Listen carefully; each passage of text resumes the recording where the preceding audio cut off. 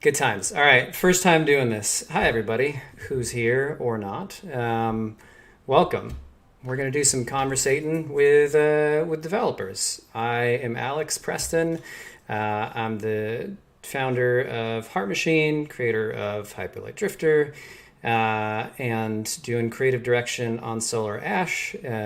I'm joined by Chelsea Hash, who is our game director for Solar Ash, and we're going to dig into your history a bit and Ooh, what you're doing on the project, what you've done before, and basically how people make video games. That's the whole point of this, because not a lot of people know how video games are made outside of video game people that make video games. And even then, sometimes it's a big mystery how things are done.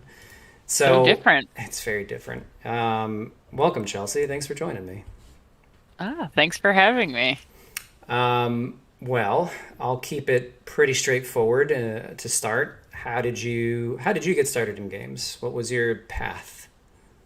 Oh man. So I think it's funny because as much as I ended up was very, very early on the train of just before they had like game dev degrees. Hmm. But back when I was in high school, I really thought I was going to be a biologist. And then I took one AutoCAD class. The rest was history. I love doing computer aided drawing. I guess Hmm. that's what that's called. And it sort of got me down the path of computers. I had one other my first video game love. I played games all my life, but I was a Nintendo kid, so I Hmm. didn't have a PlayStation. Then I Neither played did Final I. Fantasy. Yeah, it's but I went to a friend's house and they had Final Fantasy VIII, and I saw the ballroom scene, the FMV as they used to call it, and I was like, my God, this is the height of graphics. How can I be involved in this? And they had a PC port, Hmm. and my computer couldn't play it. So I became, I was like, I'm gonna fix my computer. I'm gonna build a computer that can play this amazing game so that I can play it because I don't have a PlayStation. And sort of the rest was history. Became known in my school for doing computer stuff, and I went to a computer camp, and then I ended up at an engineering school. So, without belaboring that detail too much, Wait, I wait. I got, have a question about a computer camp. Do oh, they I like love it. put you Oh in? no. Do they put you in tents and then you're out in the woods with computers hooked up? No, it was in Austin. Okay. They just rented out a whole hotel and then filled it with a bunch of hormonal teenagers. It was a disaster. We were like destroying the building. I'm so sorry. I didn't destroy the building. Uh I was huh. very goody goody, but Believable. oh my God. People were like emptying shampoo bottles into fountains. It was it was chaos, these kids. I first started reading Penny Arcade back then. It was very early. It was very early in the internet, and a Mm-hmm. lot of stuff was new. Um, Webcomics, brand new. it was. I was like, I spent the whole time and made a bunch of friends, and one of them was going to RPI, and they had this brand new degree called Electronic Arts, and so I got to get an art degree. Or no, I didn't. I got a Bachelor of Science in Art, Okay. like a normal person would. Mm-hmm. And that was the start of tech art, and I didn't know it yet. Um, You mentioned tech but art, so I'm gonna go on that tangent for a bit. yeah, go for it. You joined us a few years ago at Heart Machine for Solar Ash as our tech artist. Um, Tech art is a broad discipline, and I wonder how you would The most describe it. breadth. Yeah, it can be a lot of different things. I'm Yeah. curious how you would describe it, and then beyond that, what you believe you do as a tech have done as a tech artist, and still do, frankly, as a tech artist. So, Yeah, I think the intense thing, I guess, was by ending up in an engineering school, but like focusing on art or computer generated art or computer assisted art, is that you sort of like don't necessarily have a sort of like deep composition background, although you might. And you're not necessarily a programmer, although you might be able to. So you have like a little bit of a red mage. Can't get off the Final Fantasy vibe. You have a little It's bit of this fixated. red mage mix. Yeah. um, Put everything into a and Final Fantasy metaphor or relate it to Final I just Fantasy feel if you like people, can. it's very Yeah, accessible. It's, it's been it's around. It'll fine. keep being around. I don't know what to do if it ever goes away. But uh, as a technical artist, I was a problem solver. Hmm. And so I was an artist and an art lead for many years, and I was, like working in Maya. And sort of hit this point because I was at a really small studio where I felt like, I'm doing all this problem solving, I'm organizing things and making sure that the art can get into the game. It was like a long time before, people were using commercially available engines, so it was all in-house stuff. And so there's a lot of work just to get the art, into the game. And I had these like moments where I was like, it's like I feel like an artist, I understand the art process, I have an eye, but when it comes to the end of the day, I end up handing off a pipeline that I've put together, to an artist who like specializes in that, like that final craft. And Hmm. like I still feel really good about it. The artists feel really good about it. This feels really compatible. But I didn't know I was a tech artist. I just thought I was like a not great artist that is had that to is give that away the all their real work. descriptor for everybody as a tech artist? Is not great artist? I feel like I would, many tech artists are really good. I mean, I feel like I really like oil painting. I Hmm. think in 3D it's really tough, but I think tech art, you definitely are putting some of your energy in other places. And, I I personally find every tech artist I talk to has like walked through some different path of being a problem solver, and they're coming at it for some flavors. There used to be versions of tech artists that like that was the only blanket. Now you have like technical animators and more visual effects artists. And at the end of the day, I think a lot of it comes down to like being a developer is that you just really want to make the game and help however you can Hmm. using the skills that you have. And for me, I had a really good understanding of group projects. Sure. No, I mean seriously, like back from when I was like in grade school or high school, I was like big for group projects and like here's Collaborator. how we're gonna get it together. You're a supporter. You're a collaborator. You spearhead Yeah, so initiatives. and a lot of that like it's a dynamic like for social skills, you're convincing someone who has a process that works really well for them to use something a little bit different.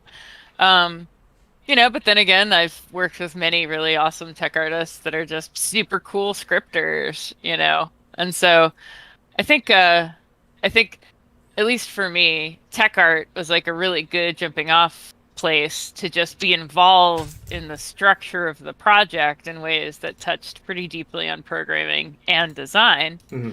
because like in this like functioned hugely. And so I mean it was like I've had just the most incredible access and ability to super talented people in making things for Solar Ash. It's like, well, how are we gonna make the most use of the talents of the people on this team? Hmm. And it's like custom solutions. It's not something that like some programmer knew years ago. This is all brand new. Right. And so a lot of times like tech artists are just like on the the very bleeding edge before it can be systematized. It's sort of organized. Yeah.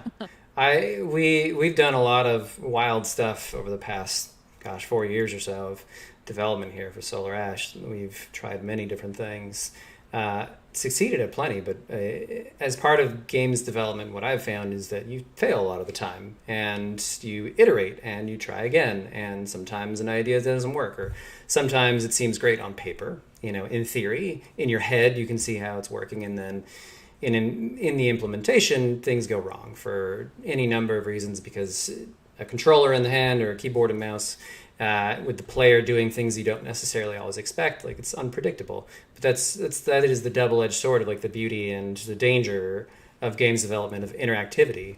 And with tech art, there's all sorts of wild stuff that can and cannot be done. I wonder maybe now's a good time to share a little bit some of these Oh files. I'm just gonna, these are not in any discernible order, so I'm just gonna jump around and we're gonna talk, yeah. hopefully talk about some things here. I might have to make Wait. some adjustments. Okay, did this Wait. transition Real work? quick, somebody What? give me the link so I can see him because I can't see him at the same time. Oh, right. I think EE is gonna need to give you the link. Yeah, hit me a link, but just tell me which one it is, because It's the I know goo. what they all were. Oh, the It's the goo. black goo, the ball that turns into black goo. Oh, amazing. So it's like, yeah, I think like one of the big things that we were figuring out, like super early on, was to try to say, we have people that came from a 2D development, and how are we going to make things that are easy to deck, have that same easy access, you can quickly place things in the world, and then have it be just as available in 3D and have the same results. So this is like one of our experiments for Black Goo, and we were trying to make something that was like super performant. We didn't want to do any live simulations, Hmm. but we did want to make things feel like super juicy and reactive. So we did a lot of research, and there's definitely stuff in the game of animating things with shaders and like having our character controller interact with shaders. Hmm. But I don't think anything ever stayed as wild as that one. No, Uh, this is the uh, one that's basically the amplitude, like the sine wave right. undulating. And I do want to dig in a couple things because again, this for Sure. me this is about describing how games are made, and that includes some of the terminology that we talk about, like with Oh pipelines, yeah, or if it's performant or not, or there's a variety of totally. terms. Like okay, I had to learn these things as I was becoming more and more of a developer and leading the charge, and I learned a lot from you and Brett and other people on the team who dig into this stuff. So when you say performant, and this is a simple one, like what do you Ooh. mean? What do you mean by performant? So this is cool. If I'll step like two steps back and then I'll get to that question. Okay.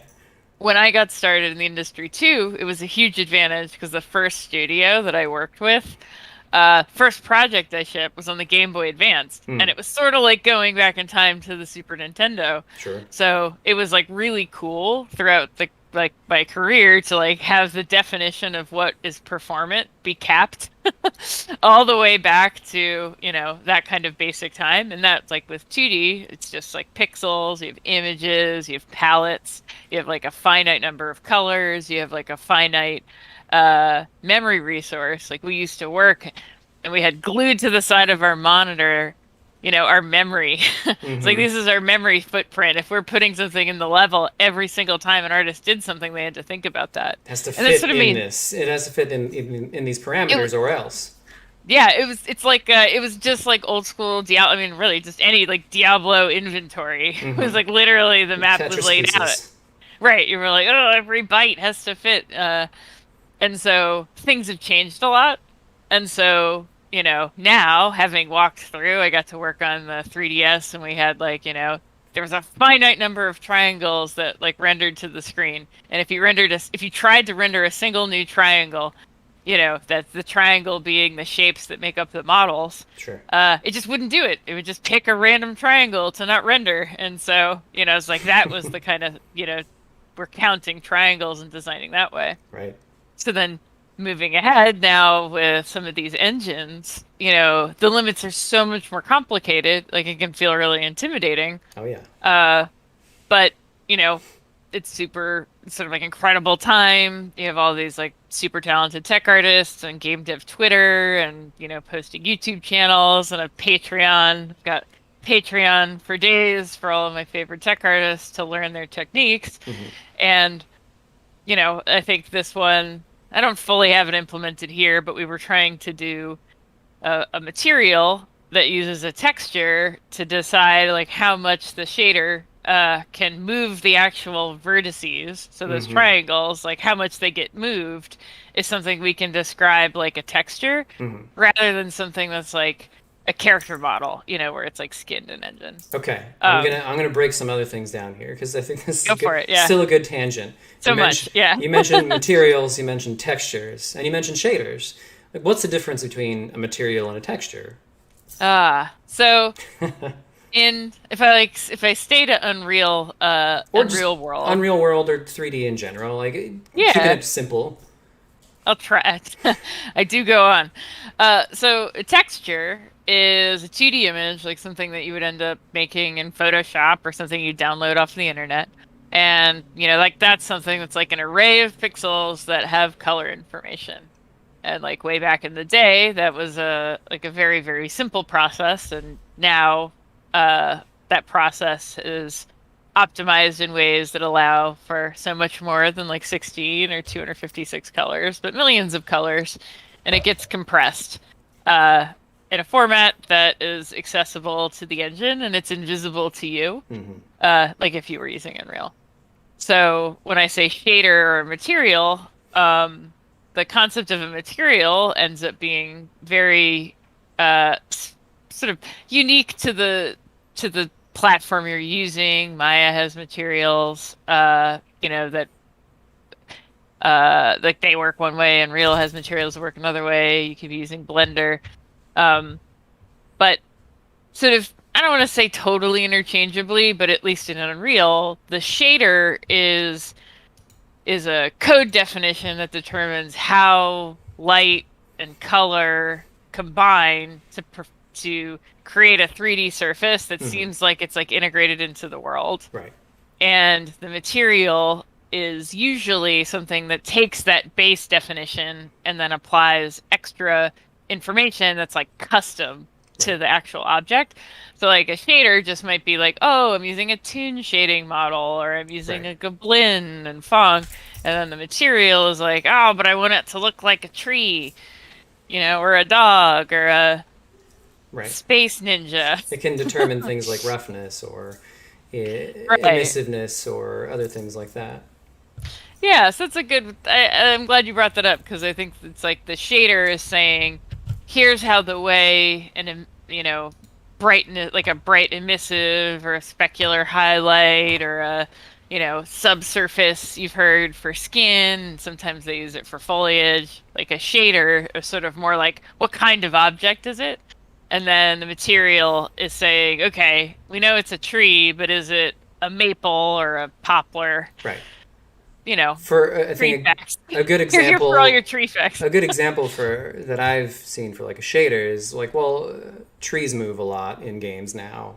Other Oh yeah, parts of foliage, and like, hey, guess what? That's a shader.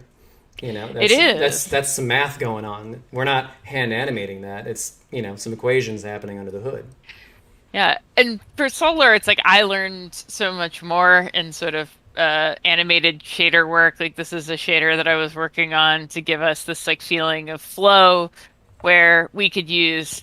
So this is a funny one. So you can use textures for color, Hmm. but some of the examples and some of the coolest stuff we do on Shader Ash is using a texture not to encode color, but to encode animation data. And probably the funniest or the most accurate, I love my metaphor, is like a player piano where it's like you have this like rolling bit of tape and it tells you like what to do as it scrolls on past. And so it's like that scrolling offset, Hmm. tells you the displacement that creates animation. And like we use that stuff. That's how the cape looks so cool. That's how the hair looks so cool. We encoded so many things that would have been fluid simulations and like crazy expensive and like not Right. performant, but we did it in a Right. texture instead. And Meaning, not there's like a lot of calculations, a lot of overhead there for the CPU or GPU or otherwise, and we, as developers, even still need to be considerate of how many cycles we use and like how many milliseconds a frame takes to be output because there's a lot that can happen in any given scene, and so like you had talked about in ye olden days on pixel yeah. art on game, GBA and DS and whatever else. Like there's very tight constraints and budgets. Like the reality is we have incredible tools and powerful computers, but we still have to maintain a pipeline that is very considerate from like top to bottom of how efficient we're going to be, because at the end of the day, you want to reach the biggest audience possible. So a lot of people have different PC configurations if you're releasing it on PC. So that's it. How do you grapple with things like that when you can have like an integrated graphics chip on a Intel laptop or whatever versus 3090 in somebody's machine, and that kind of stark contrast between things. When you're thinking about it as a tech artist, like what's your process or methodology there? Yeah, I think like for me, there's a bunch of different like schools of thought, and there's a lot of really cool developers that like to pursue like the absolute highest end, highest fidelity performance, and that's one value system. And I think one thing that I've tried to value is making it accessible, and then it sort of rewards, at least this is like my methodology, but it rewards you in two ways. One way is that people can run it on really low end machines. Hmm. And then the second way is that like as the developers are working on it, like for example, on solar, we didn't end up using any baked lighting. But that meant as soon as a designer wanted to make a change, we had sort of designed an aesthetic that didn't require the fidelity of baked lighting. And it meant that you could very quickly make changes and sort of not incur this cost of having to do a light bake and store that data on the server. And then, you know, like something that like comes up for tech artists a lot is this question of what are my actions going to do that get like multiplied out toward like, through the rest of the team? Right. If I make a change and it's because I want it to look a certain way, but then that means every single person on the team has to wait, extra time, you sort of have to decide if it's worth it. Hmm. And so like, I think I think in general, like if you're like more of like a mastermind, you'll end up coming up with something where you go through phases where it's like super easy to iterate, and then at the very last second, you like push it as like as long as possible until you're going to do something that is really slow. Hmm. Um, Oh, and we're so for yeah, go ahead. go ahead. Just for like gameplay focus and indies, that's something that it's sort of exciting because it's so close to the game and the team that you're developing for. And I think any developer you can talk to and they talk about how it, was grown for their team. But at least in my experience working with indies, there's just this freedom to do super creative things. Hmm. Like one thing going on with Solar Ash that I've like never been able to really do with any other project is so much of our color is just specified in engine, just with pure math. We just say the color something should be, and we just give it the values. Right. It's like a vector. If you look at this screen, I have this Yeah. screenshot up. That's from, well, a while back now in the early days, and you're talking about painting with math basically. I don't know. That sounds like something that we might want to explore here a little bit more. What does that mean? Because I had to learn about this too myself, for vert painting, and like what we do that's like almost texture free was part of the goal here for the look of the game. Yeah, so like, like joining this project and like looking at Hyperlight, a really big part of it for me was to preserve how intensely colorful and thoughtful and custom like the color setup was. We had, Hyperlight's sense of light and shadow was very much spoken sort of like outside of like a typical physically realistic scene. And so being able to uh in situ live in engine just specify the colors of the trees or the way that the light, in these trees you can see there's I think these were like a subsurface color experiment, and so our subsurface was like a very purple color, even though the leaves themselves were Right. quite green. And it's like that's not very realistic, No. but you could just in this particular instance, you're trying to create this setting and you're like interested in experimenting with it.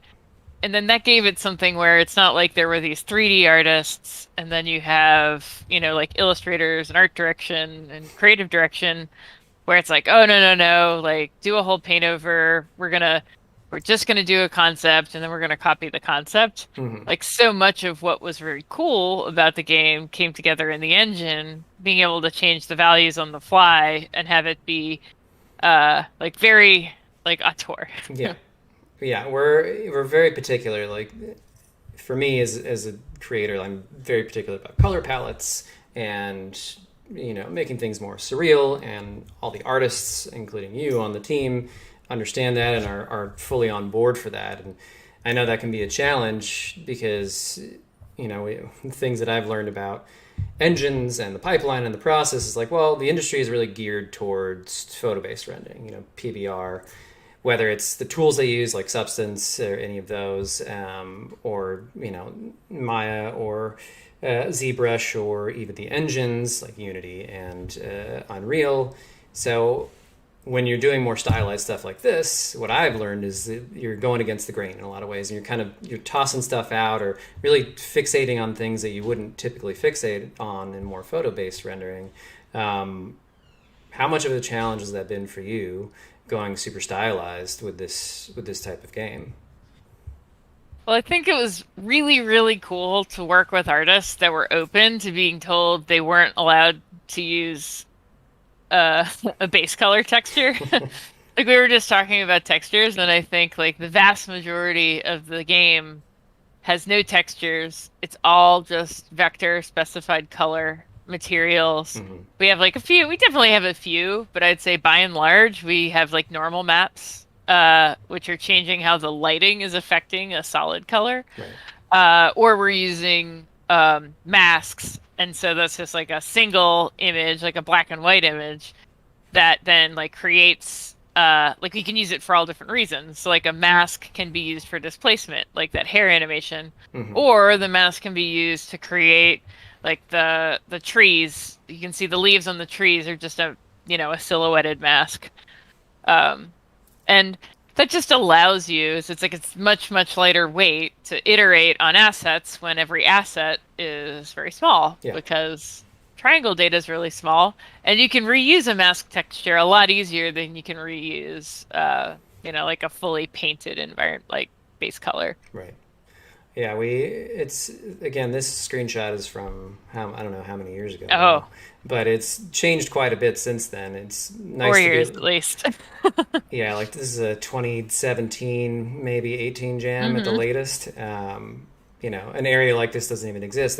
That mesh over there doesn't even exist anymore. I don't. Are we even using those trees at this point? Like, who knows? Yeah, I don't think You so. go through a lot of iteration, especially on a longer project like this, and especially when we're experimenting and trying to like really find our voices on it. But luckily, we've had a lot of very talented artists that are motivated to like capture the vision behind it. And even though it's difficult to achieve, they're still on board. I'm gonna search some more screenshots here, Yeah, and you tell me what's going on in go some of for these it. shots. This is old Ray, right? Yeah, so one of the originals. Yeah, she had some different setup there. Her cape. We didn't do any of the opacity on there, right? No, Um, I think let's yeah, talk. I think that those images were illustrating bad rigs. Oh It was yeah, all oh yeah. It's very low resolution, but you can see yeah, if you go the great forward, feet. yeah, and if you that one, oh, all of her body so Yeah, broken. it's This very busted. that's right, kids. If you get into character rigging, learn about joint orients. They're very important. Well, that's the other thing I've learned too about technical art is it can include being more specialized towards animation, towards rigging. Hmm. Like you were the person that built out the tools to rig our characters initially, and then we kind of No, you taught Jack Covell that, and he ended up kind of taking that mantle. But like you it was came on board, incredible. yeah, you came on board primarily for that, in addition to other things, but turned out other people adapted, and you ended up digging into a lot of other aspects of the game. And that's really cool about sort of especially indie games, but just the games industry in general. Like being able, it's like I was ready to just rig every character in the game, and then it was wonderful to have a character artist that was willing to like take on that work and then embrace it, and then you just sort of have this dual wielding. You can like learn more and iterate tighter if you're just a little bit closer to something that expands on your main skill set. Hmm. Oh no, Alex, that What image. you want to talk about scale? Anyone on the project can talk about my obsession with scale and anatomy. Let's touch on scale for a little bit because I that this has been an ongoing challenge globally, not just with characters. Like I'll kick it off and just talk about the Oh, higher please level go that for I've it. understood and seen and witnessed and been involved with is, from making levels to characters to everything else. Like that is it's a real challenge in general in 3D because real life scale doesn't translate in an engine, and that's for many different factors, but some of the ones in our game ended up being things like the field of view. So if you played an FPS, like how wide you can see, like how kind of like fish-eyed things become, or how flat they go. If you go play something like the Mario games, especially like Mario Odyssey, they have a really flat field of view, a low field of view, probably in like the 50s or something like that. But if you go and play something like Counter-Strike or Overwatch, where you can like turn it up to 100 plus, like yeah, then you can see everything around you. And it depends on the game. And our game not only had some kind of wacky field of view going on in different modes, but our character in relation to the environment is very small. You know, we wanted that scale to be a huge part of figuratively and literally, a huge part of the experience. And so that throws it off even more. And then additionally, our character's very fast, and she can run through everything. Oh man! So if you put small things in there, it's like, well, you're just going to jump over it and go very quickly. So we learned a lot of the hard way about scale in general. And then please talk about like this image and the character in particular. Yeah. No, I mean, I'm glad you said all that because, like, I think this is just sort of like a funny representation of that task because, you know, a lot of things get set in stone early on, and then the more and more you make, you all start to just like calcify around certain things, and there's sort of like nothing more central to the experience than the character model. And, you know, we were looking at our options. I can't even remember which one we were stuck on that we were trying to head towards. But I wanted to make sure that people understood when we were picking the character model that every animation asset that we made was going to be like further solidify. So it's like with Sean Ward, originally from Hyperlight, so does like doing these animations. It's like these are so much harder to change the scale of. Yeah. Than anything else. So it's just like, we have to pick at this moment. Yep. What do we think is a reasonable size to build things around? And just, again, like, this is just like super beginning to game development, making things as close to what is a believable regular scale. So like in that 5 foot, 6 foot range, 2 meters, you know, is like the 6 foot tall, you know, like Unreal Mannequin, is really important for the physics engine. Oh yeah. Because like that's the one thing, if you're working with physics, it's like very messy to try to choose to use differently, and it's like sort of an advanced topic. So in many ways, scale is about picking your battles. It's like easy to make a doorway a little bit bigger than you might expect so that it's believable, but you don't want to make your character so different that physics doesn't make sense anymore. Right. Or, you know, in particular, rescaling a static object's not a big deal, but for an animated object, if you ever want to like touch something in the world or interact with something, everything else has to match it. So while it might feel like it's easy in Engine to change the scale, that means you have to do everything else in your original like Maya or your whatever animation program to match it. Right. That screws up, you know, the joints and the rigging, that screws up collision, that screws up all sorts of things. When you try and scale moving dynamic objects or things that are reactive in some way or another, for sure. And I wish we had some, you know, next time around I'm going to bring some funny gifts to this because we have some great old gifts to dredge up on some of these subjects. Oh, definitely. I know. There's so many. When we first started this, I was like, oh, these are all my favorite early moments in the project. It was a great trip down memory lane. All right.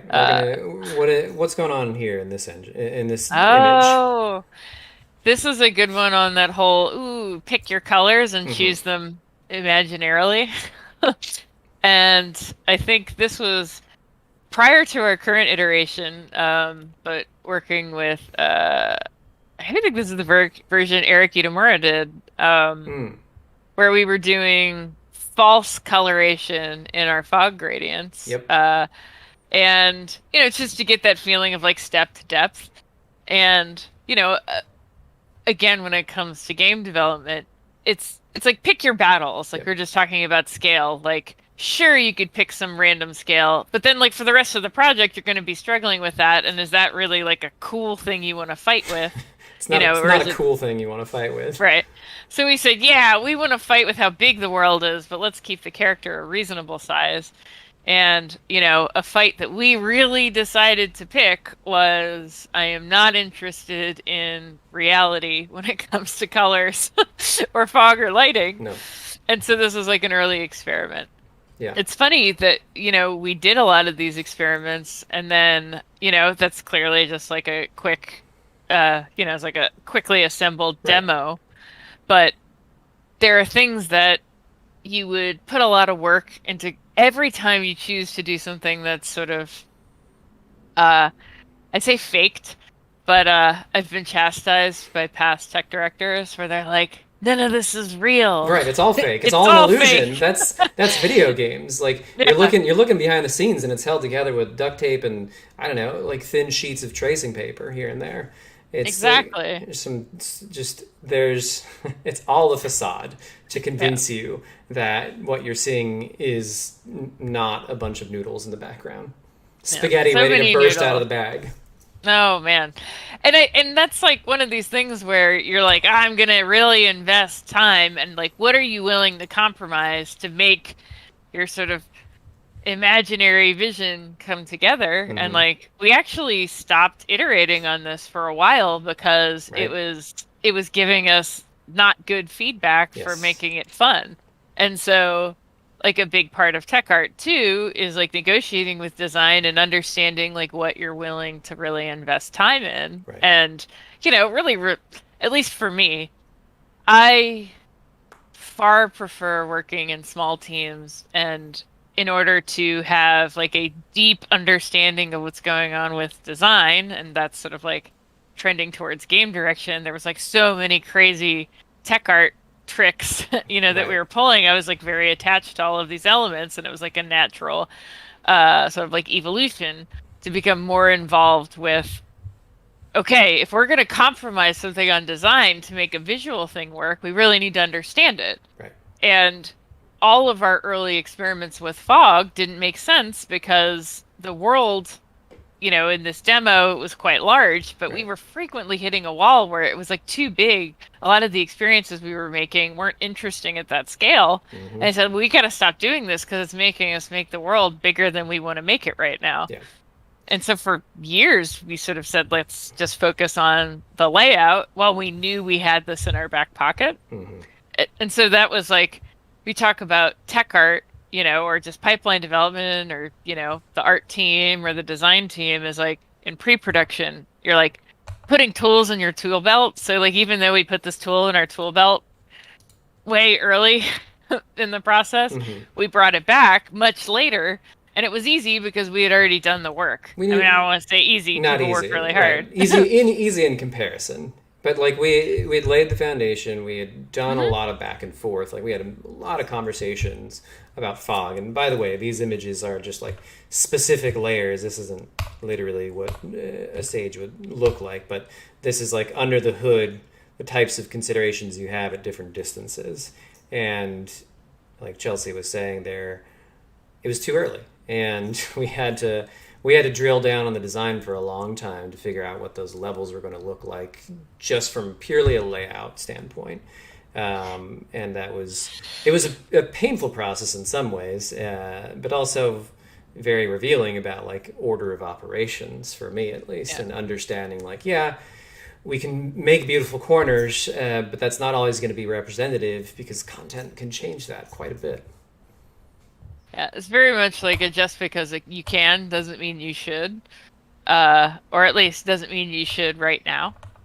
And so, like, I think it, again, when it comes to small development in particular, and I'm not saying like this is like a crazy small team, but just like in terms of somebody who wants to get in. Yeah, Right. this one is really illustrating uh, the effects that fall apart if you don't want to have a very small a very like small field of view, and Right. it was like so much more important for the player to feel free and like they could move very quickly and that they had a big open space to move in, and it wasn't worth it to make Hmm. the world feel small.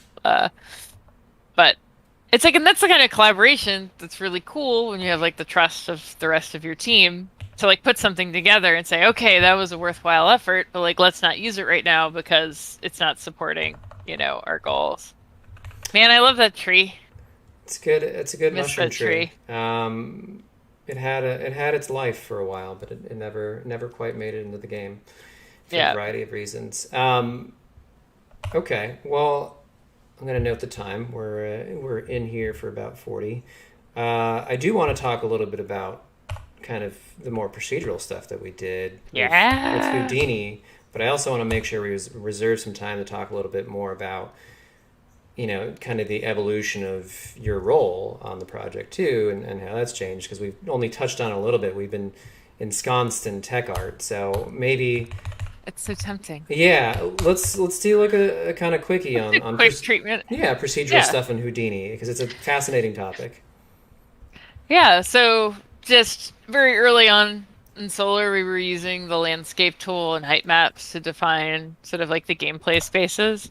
And what became clear is we wanted to have sort of like islands of interaction that were like isolated and they were and that had very different heights, and changing the heights was like very important, and doing it in sort of an atomic way and things that are sort of more familiar to like tiled environments. So that's not how we landed it. Became important. Hmm. And sort of, I worked with like character rigging and like set that pipeline up, and it was so well taken care of as this became sort of like another pain point. They said, "Hey, I'm familiar with this tool, sort of like Houdini. It's a tool making tool. It uses proceduralism and a lot of things people might invest in implementing inside the engine, but because I'm not an engine programmer, I'm familiar, more with digital content creation tools like Houdini and Maya.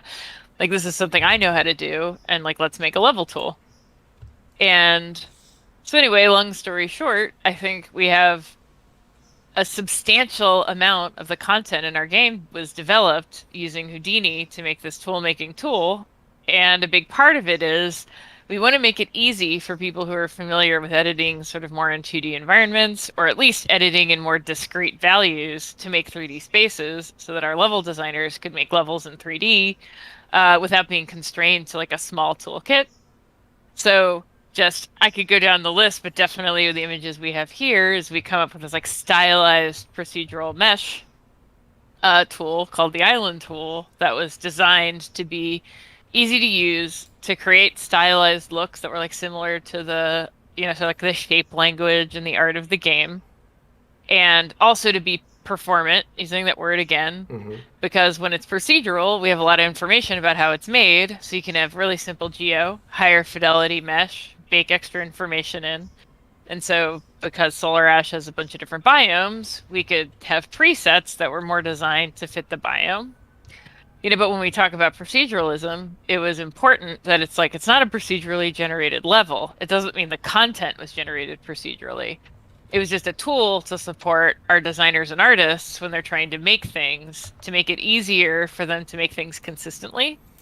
And then, like, more than that, it wasn't just that it was consistently, but that over time, as we improved what we thought, the definition of what was a good island, when we improve it once, all of the islands improve. Right. So, like, over the time, as we got better, all of the level content gets better. Right. And like that felt like a good investment of time because it was about making it easier for everyone to contribute evenly Hmm.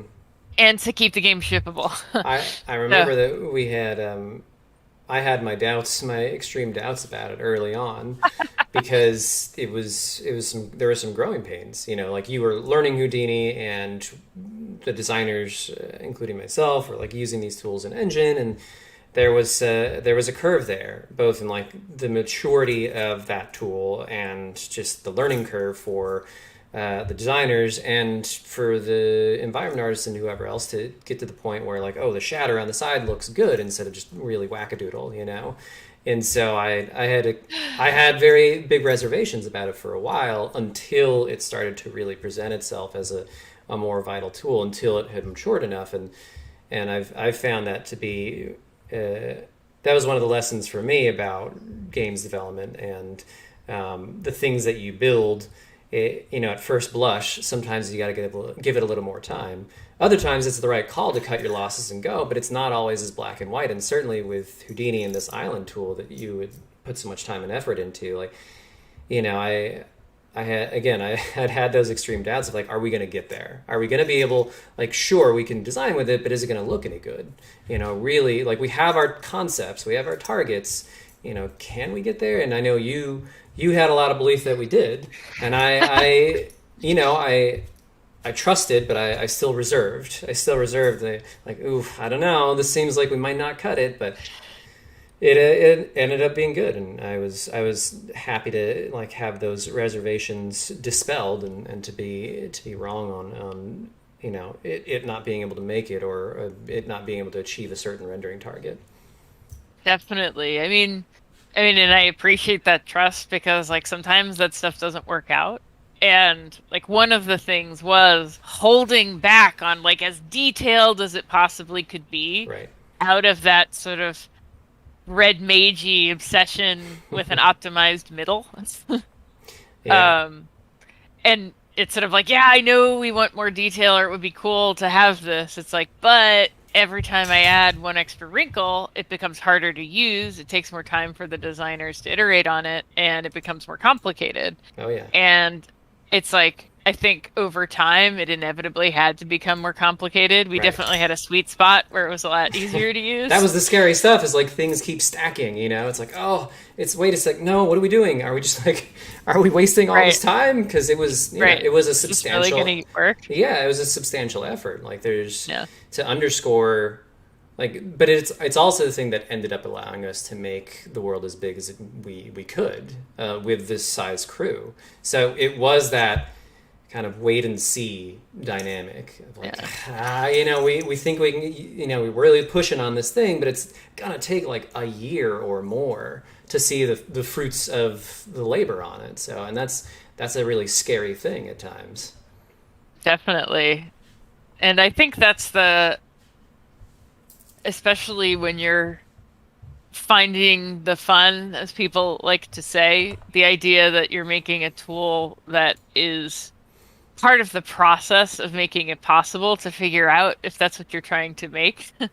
We definitely had moments where like some of the islands were so small, I was like, oh, the island tool is no longer useful at Right. this size.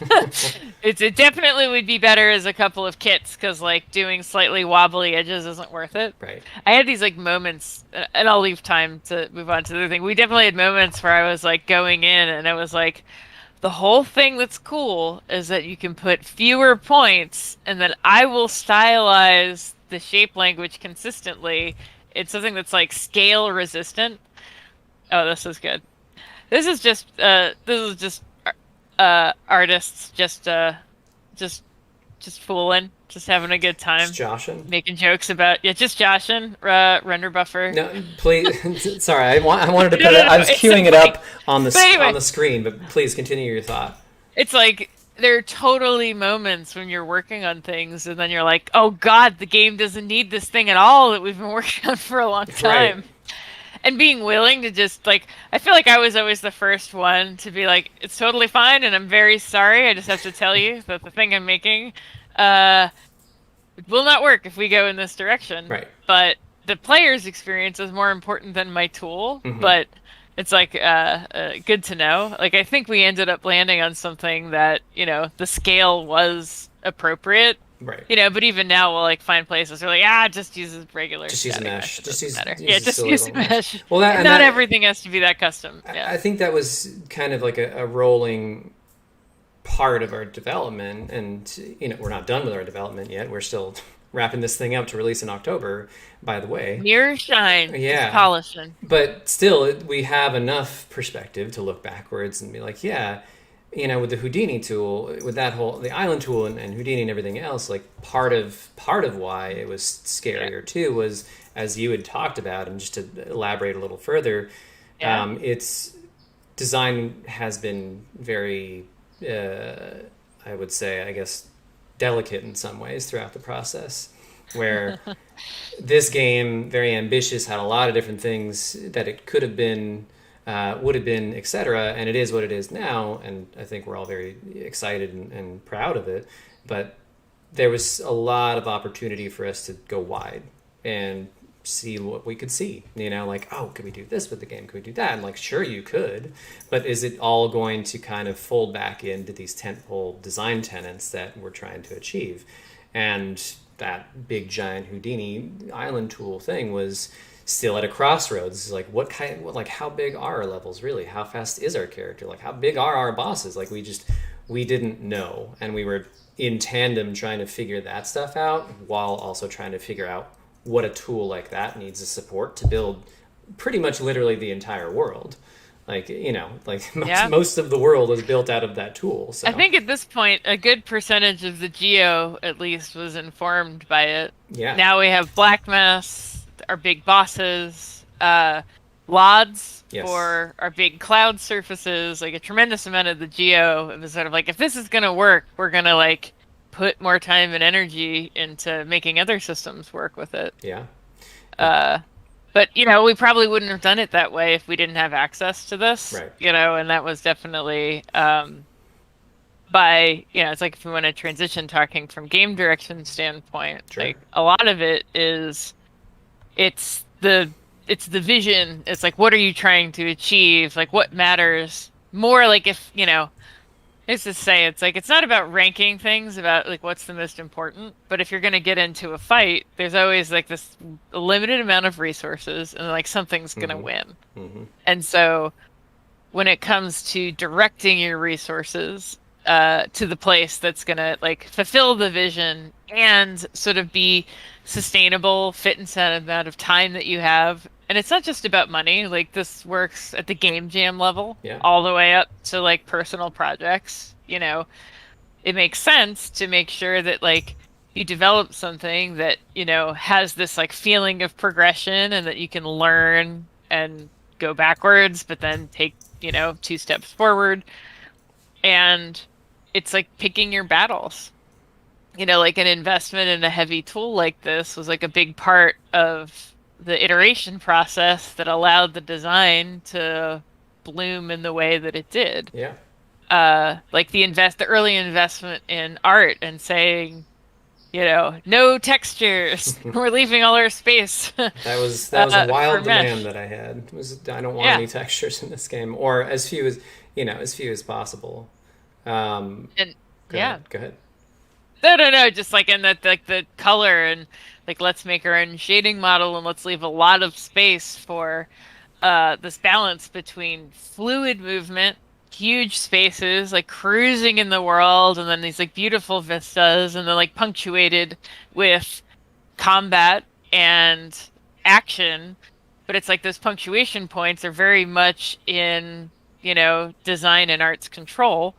We're not committed to giant contiguous pieces of No. land, and it's sort of like we brought on a lot of other collaborators. I'm sure we're going to talk to them in like later Yeah. iterations of the series that brought in our cloud rendering, that brought in like, because at least for me and coming on early on the project and as this it's like very visual and tool driven and pushing things into people's hands, like you get a different result Yeah. than if you have like a completely top down approach, or if everything's always on paper before it goes into engine. And Sure. so, it's like there's different processes get different results. They're not always necessarily like better or worse, but I think it's, the process for Solar Ash to have such a strong creative direction and art direction.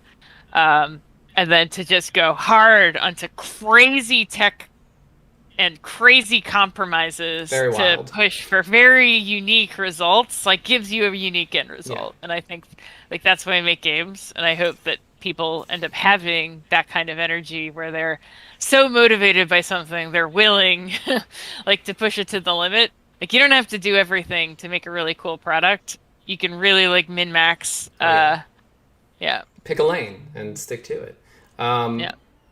So I want to transition to roles for a minute. Yeah. And I think it'd be worth talking about. Well, we've talked a bunch about tech art and what that entails. I think it'd be worth talking about both our roles because when it comes to games, from what I've found at least, every studio is a little bit different on what they consider what role. It's generally sure if you're this title, you're probably doing these things, but for our studio in particular, what it means, So for me, I started this Kickstarter a million years ago now. It was created a Hyperlight Drifter, brought in a crew, and some of that crew filtered over for Solar Ash, and so it was very small to start, and we ended up growing it over time. And Chelsea, you came aboard earlier on as our tech artist, as one of those kind of like fundamental components to building a 3D game. Like, we really need a person that knows what they're doing to like get the look that I'm trying to establish here. And for me, creative direction, whether it's the visuals, whether it's any of the audio stuff, or on the design side where I spent a lot of time, that means giving people kind of the clearest vision or clearest ideas of the game and what we want to achieve, and backing that up in certain ways, or explaining, or trying to support those very lofty goals, sometimes very ambitious goals, whether it's on gameplay, whether it's on visuals or otherwise. And in indie crews, we all do a lot of different things, and I was fortunate to be able to grow the team, to bring people aboard, so that people could do more production, people could do more management and all that stuff. And Chelsea, turned out you're not just a great tech artist, but you're great at working with people. You're great at managing folks. You're great at kind of the logistics of the bigger picture. Like, that's a really hard thing to grapple with, is how do all these pieces fit together, especially on a team that's growing, from 5 people to 12 to 25 people now for Solar Ash at the tail end of it. You've really helped grow this team with me, and you've acted as producer in a lot of ways. We've both done a lot of production before we even had a producer, a more dedicated producer on. But even still, we wear a lot of different hats. So, from your viewpoint, please, I would like to understand, or I'd like you to explain, like, game direction, how you see it, and what that role is to you on this project, and kind of how you got there from tech art. Yeah, I think just earlier in my career, I worked for a company called First Playable Productions, and we did a lot of third-party development for kids' games. So we did a lot of like IP conversion, then turn those into, small projects that, like probably nobody's really heard much of. But like an advantage to those projects is you ship them out quickly and you get a lot of them done every year. So like I spent a lot of time early just learning the mechanics of game development, just going from a pitch, which becomes a design document, which you turn into a production plan, which you go through finaling, you go through QA, you go through Gold Master, and you ship. And doing that like 2 or 3 times a year really gives you a sense of sort of like being able to read the winds and read the tea leaves and feel how the team is going and how is your velocity. And so, like, while you might contribute to a game with a particular set of like hard skill sets, so it's like with technical art, on the production side, the concept of, well, how do we turn the creative direction and vision into something people understand? And then how do we keep that momentum going in a consistent direction so that, while everything's a learning process, like the production is always moving forward. And so it's like, from my background, there was like no better way to do it than just doing it a ton of times. Mm-hmm. But it's like on small scale, that's easy to do. For these like big, really interesting projects, like they go through seasons. Like it's more of like phases and shifts, and we have these tones of doing a lot of prototyping and then a lot of content development. And so the shift for me on technical art is, basically we hit a point where we had made what I considered like all of the tools that were necessary to the level of detail that made sense for where the design was at the time. Mm-hmm. And then there was a space available to like continue to contribute by supporting the design and adding in not necessarily like the content development in the world development is like super well covered, and we had these like incredible puzzle designers, Michael Kwan, and the organization of our mechanics, and Alex, you worked with the team to sort of like establish all of that content. But it's like that's like part of the bigger puzzle. Right. And having had to float outside of that bigger puzzle and then spend a lot of time with like budgets and timelines, it was just like, I think that I can channel more of that energy into pushing it into shapes and forms that are helping us sort of have difficult conversations. You Hmm. put the build into a state that allows people, to see the same things and then communicate with each other so that you can break down bigger problems. Right. Towards the end of development, I sort of came on to support, while you had been, actively working with Max Kaufman on the development of our really cool bosses and our really cool procedural animation systems. My true love, procedural animation. When I went to grad school, I got to work with procedural animation, number one fan. But I was really you guys had it well in hand, but it was definitely something where moving through the project and just channeling all of the energy Right. of everyone into a direction where it felt like a complete package that made sense for the player. Right. It's it's a different kind of system design. It At least is. for me, it doesn't feel that different from a lot of the other factors that what makes a good tool. Sure. It's what makes something serve a purpose. And it was just like, you know, having shifted through production organization that allowed a small team, to become larger, and then Hmm. having sort of leadership roles that encompassed whole sections, it's really big thing to go from, Hmm. fewer accountable number of people to you don't have enough on any of your hands, Right. fingers and toes. And then, taking all of the stuff that's been made over time and then essentializing it to what we end up putting in the final product, was something that, to me, it's the same system design as a lot of, both the past, but it's also the same problem solving. It's there's a problem. We're trying to make things like this, and we need to make more of them. Sure. Or you have to make them faster, or you have to make them easier, you have to make them better. And anyway, that's how it came together Yeah. for Well, me. can I ask you a couple of questions? Sure, please. We're well. That's what you're here for. But I want to.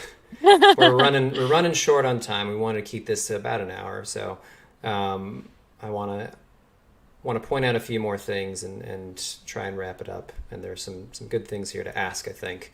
So with the role, I think when you came in as tech artist, we had been kind of occupying similar spaces, but I was the one that had started out as game director and Yeah. handed it off to you basically because you're the executor here. You're the not an executioner. You're great at executing and following through.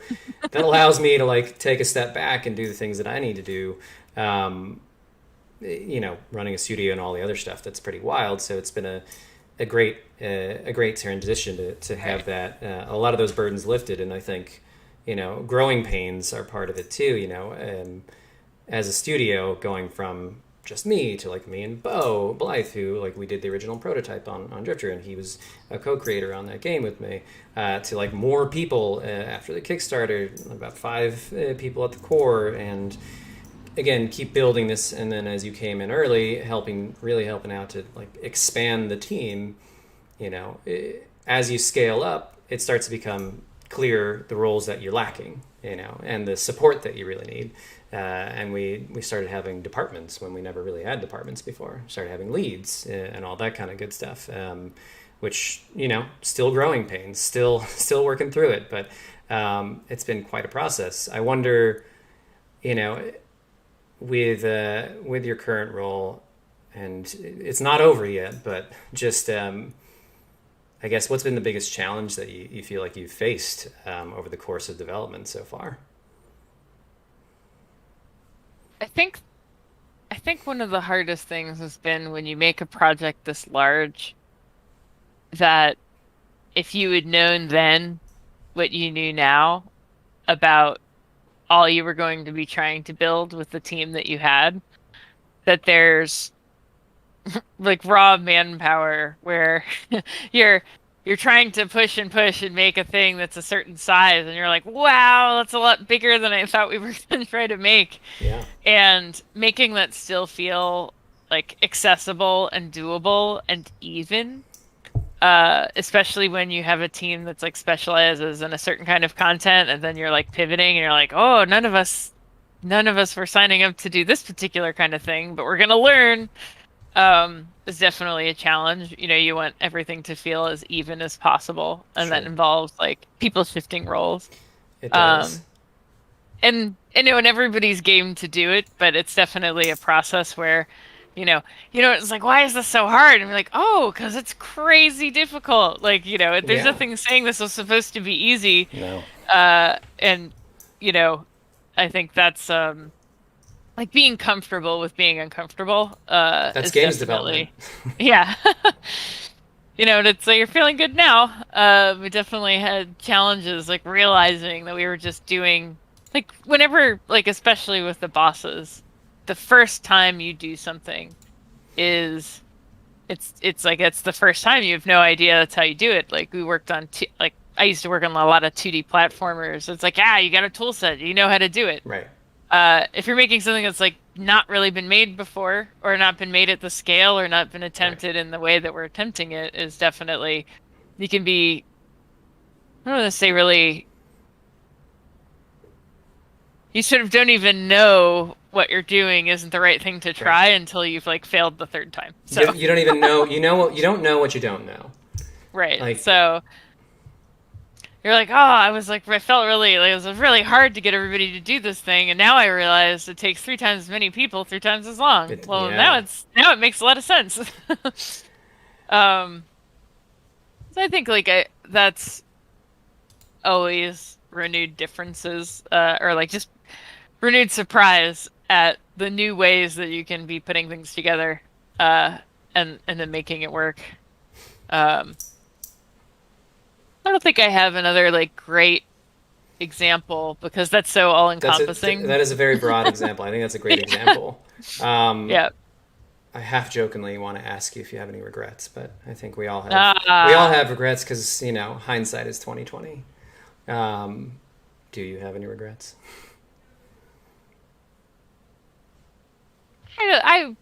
Regret is it's like that's a tough thing. Like everything is like a step in the right, like everything is like a step in the process.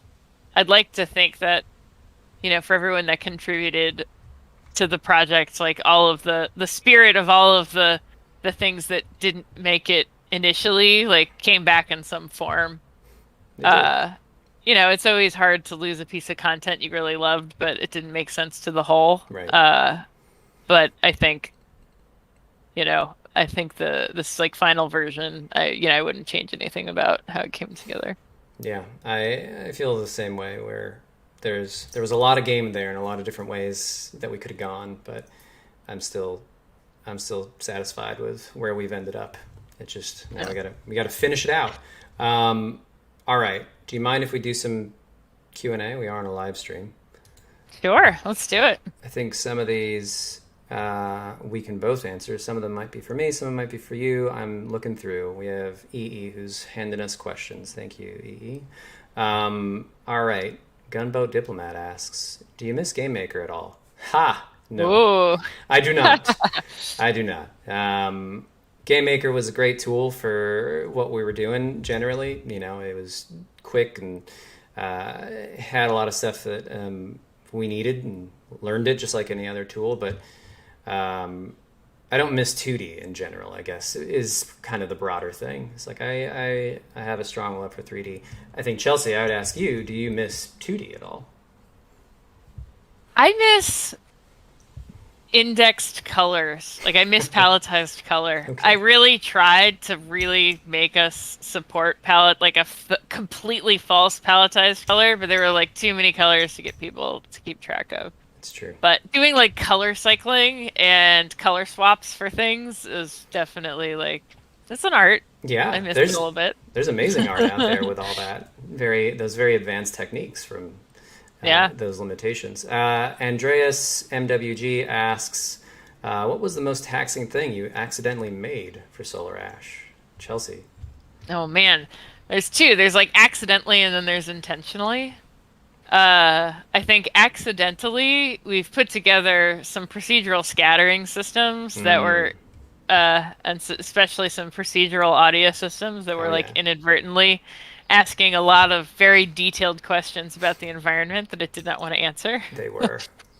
Um, but on the intentional front, I think we the this basically instead of putting energy into a crazy ocean rendering environment, we put our energy into a crazy cloud rendering environment. So the clouds that you surf on are like making what do we say? It's like making a super high frame rate game and then committing all those frames to the dope clouds. Yep, half our frames are gone. Yep.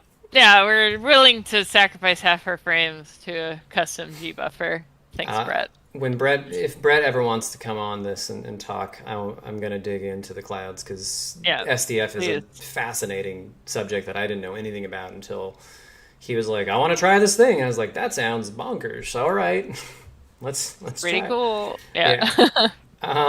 Okay. Cactus Two Bro asks, without spoiling, what themes do you think will be explored in this game?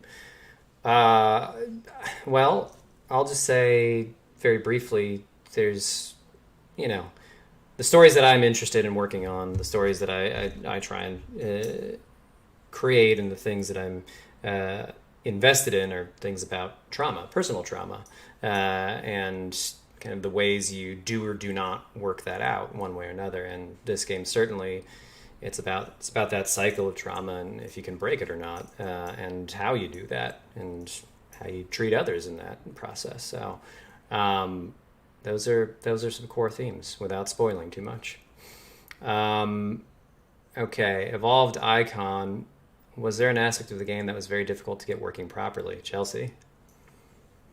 I think our bosses Yeah, were very, very cool, and the technology behind them was obviously very cool from the very beginning.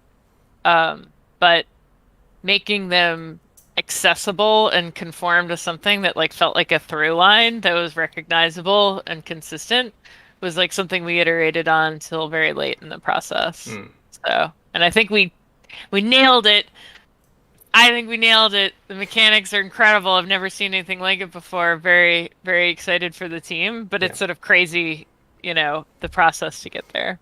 Yeah, we to underscore that I can't go into too much detail without us having like another hour long discussion about it. But the bosses were an incredible amount of work on many people's plates and continues to be. As we're wrapping this up, so it's quite an achievement, and credit goes to all the amazing people who've made it happen, including Chelsea, who's really been pushing hard this past year on that front. It is it. There are systems upon systems that you see in there, that like Max Kaufman, our Thanks, senior Rafa. Yeah. gameplay engineer, has made, who's a crazy genius when it comes to, I'm going to read a white paper and just invent a creature that entirely moves with IK. He'll be on very soon to talk about all the wild stuff that he's had to do to get these things working. But yeah, there's a lot of unique stuff about it that you just don't see in games with our giant creatures, and it's uh, I'm I'm also excited to see how people react to it. So Hmm. um, okay, I know I'm lost. Tojakos and Vsauce Puppet ask, any idea what the average completion time for the story will be? I'm not going to talk about that at the Ooh. moment. Yeah, We'll the story. you'll That's find different. you'll find out for yourself. I guess the only thing I'll say is it's not a super short game, but it's also not like a 40 hour JRPG. So I think it'll be a good length. I think you'll be. I hope you'll be satisfied with it. We hope you'll be satisfied with it. Bagged Tea. Is the focus of this game going to be similar to HLD, with exploration world building being a really integral part or portion of the game, or is it going to be a different direction? Why don't we both answer that? Chelsea, what do you got on that front? Yeah, I mean, I think the exploration and the world building consistently true. I think that comes down to how you experienced Hyperlight. I'll say like this is like a little bit of a response to the past question too. I think a really cool thing that we did with the narrative was to layer it so that it rewards you for pushing harder, and that a cursory experience is very different than engaging in the deep dive. I'm super proud of what all the people who contributed to narrative did on that. Yeah, I think it'll be it'll be great to see how people experience that differently. Yeah. Um, okay. Have you any plans for Solar Ash merch? Oh yeah, at some point. Working on it. We'll get there.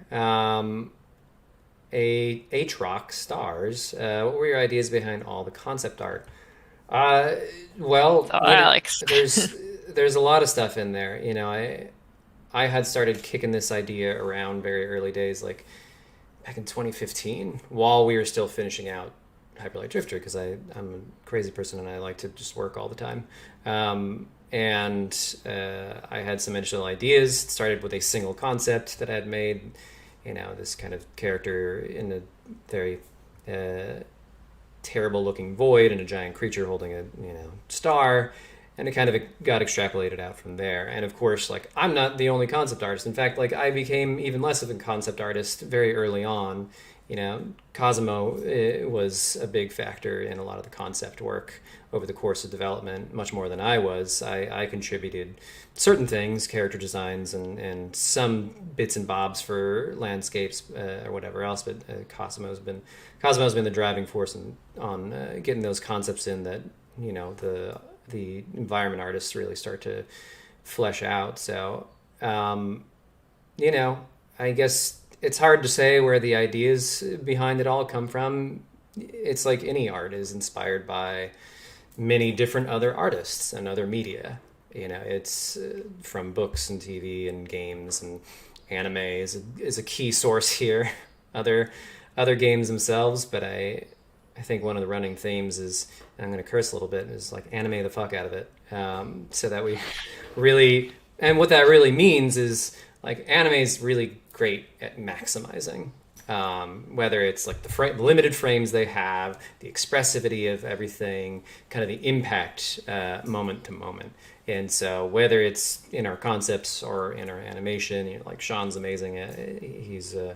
He was from Drifter in the early days, and he transitioned over and has done a lot of incredible animations for this game. Like, there's a lot of impact and weight on just like keyframes, and so that kind of mentality extends throughout the whole game, from audio to otherwise. Go ahead, Chelsea.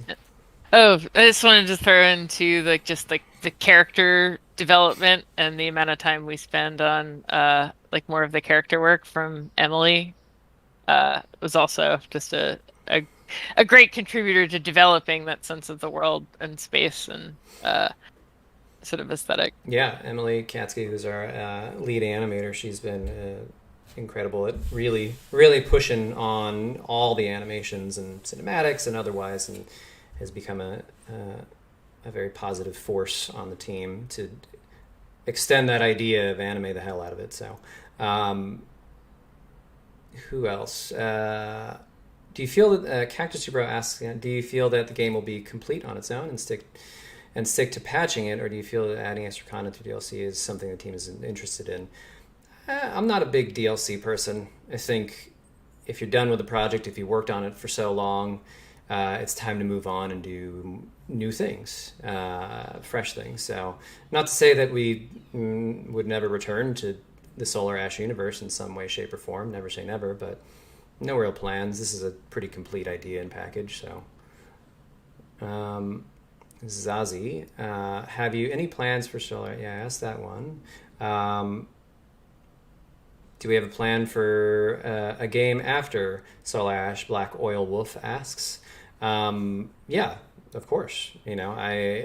We've already started kicking stuff around on that front, just as I had started doing that a year before Drifter was originally put out. So we always have stuff on the back burner in the works, because I think part of what I've discovered for games is, like, you want to make sure you have things lined up as early as possible. You want to make sure that you're providing enough runway, and especially as the studio's grown, making it clear that there's stuff in the wings for the people that are interested in continuing to grow the company with you, grow the creative process with you, and get excited by it too, and know that there's a light at the end of the tunnel, because it's really grueling at the end of it to, like, make a game and finish it and do all, like, cross all your T's and dot all your I's. So wanting to provide that hope for something new and shiny for just not just for everybody else, but even very selfishly for myself. Like, aha, there is a thing that we can be happy about doing after this too. So it's a lot of mixed feelings. Is Solar Ash going to be open world? Chelsea, you can handle this jam. What's your perspective on this answer? Solar Ash is a really big world, but it has really clear objectives in the giant spaces that it has. So I think I think open world carries a lot of baggage for a lot of the games that I wouldn't play, but I think it's a lot more open experience than something that wouldn't be given that moniker. So it depends on your attitude. Well put. Yeah. Polaire asks, oh, hi, Polaire, I know you. Is co-op and multiplayer a thing in Solar Ash? It is not. It's a pretty straightforward single-player game. Railroad Lion asks, what were some of those temple design philosophies you decided to apply to all of your design choices? Ooh, I think Alex used to do that one because it was the yeah, initial inspiration still lives strong.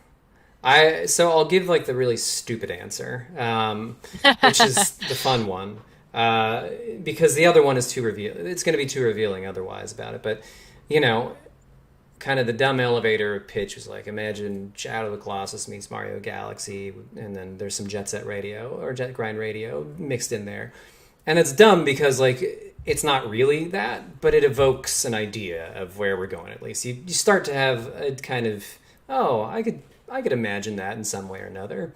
So things about scale that we've talked about, things about speed. There are elements about the stylization that are really important, making it stand out. That's like kind of been a core tenet that we've been talking about this entire discussion about just the difficulties of achieving the kind of look that's been achieved here. So those are some of the things that I feel good about talking about right now before release.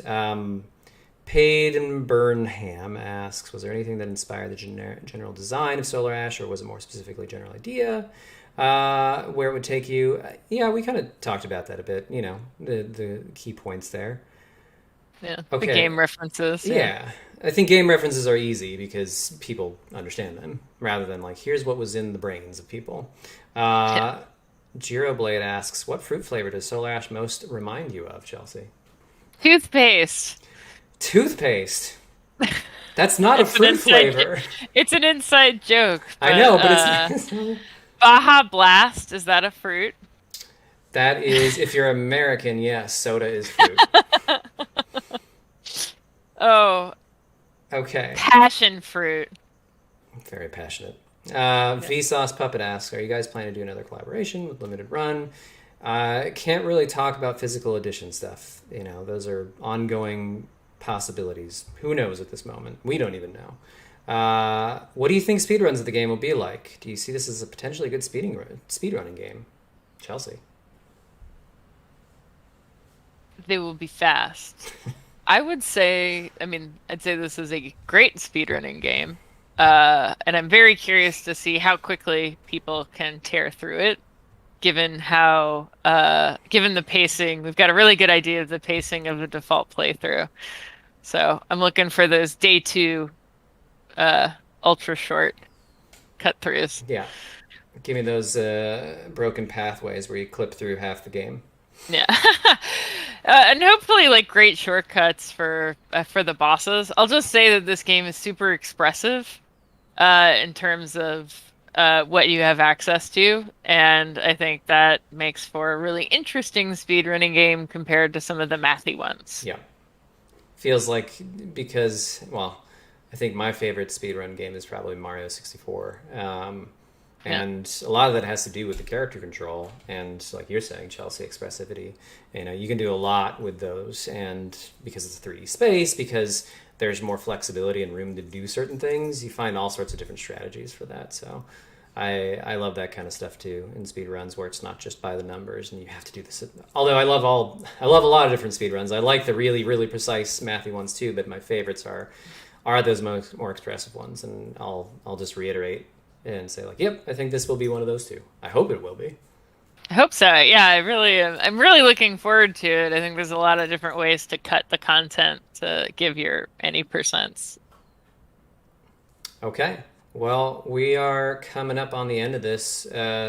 Chelsea, is there anything else that you wanted to kind of leave off on as a note, or something that you feel like we missed, or anything like that you want to say? I think just for anybody here who's like really interested in getting into game development, like that path and what your strengths are so accessible to something in the industry, and a lot of it is just not giving up. I spent almost 10 years working in some of the most like straightforward like in third party development, but if you really love making games and you have your own approach, like no one should feel like they shouldn't just try to make a game, try to make a project with a group of friends or keep applying to different companies for different roles. I think the thing that I've encountered the most for the many people I've hired or the many people I've worked with over time is that if you really care, if you're really interested in the end result, and if you think of no matter what your title is on the project, if you think of yourself like a designer, that inevitably you'll be able to contribute a lot more than someone who is there to just perform a function. So, like for anybody out there that loves games, there's a great chance that you applying that can make something really cool. Very well said. Thank you, Chelsea. You are super great. Oh, thank you, Alex. Been very fortunate to be here with you today and to have you aboard on the project, doing what you do best, which is all the great things you do. So, yeah, let's skedaddle out of here. Thanks for the folks that watched, and we'll be doing this again with somebody else next time around on the team, and we'll be trying to do it pretty often. So, yeah, stay tuned. We'll have more info on when we do the next one, but it'll be soon. Soon. Awesome. All right. Bye, everybody. Thanks.